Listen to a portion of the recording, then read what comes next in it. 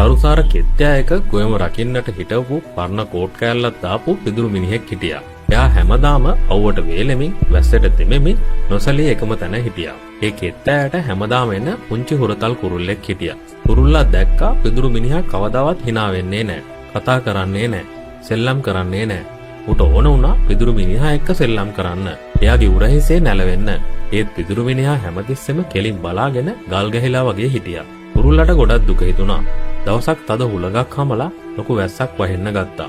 කුරුල්ලා බයෙන් ගැහි ගැහි පිදුරු මිනිහාගේ කෝට් එක ඇතුලේ හැංගුණා.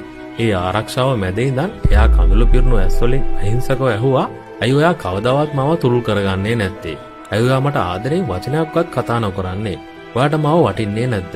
පිදුරු මිනිහා කතා කළේ නැහැ. ඒත් හුලඟ එයාගේ හිතේ තිබුණු රහස කුරුල්ලාගේ කනට කොඳුරලා කිව්වා. "මම සෙලවුනොත්, මම වැටුනොත් ඔයාව කන්න එන්න සත්තු මේ කුඹරට එයි. මගේ මේ නොසැලෙන දනදඩ බව තමයි ඔයාව රකින්න පලිහ. මගේ මේ නිහඬ බව තමයි මගේ ආදරේ." හැම තාත්තා කෙනෙක්ම ආදරේ පෙන්වන්නේ වචන වලින් නෙමෙයි. සමහර තාත්තලා පිදුරු මිනිස්සු වගේ. එයාලා මුළු ලෝකෙම බර, කුණාටු තමන්ගේ උරහිස් මතින් දරාගෙන නොසැලී ඉන්නවා තමන්ගේ දරුවන් රකින්න.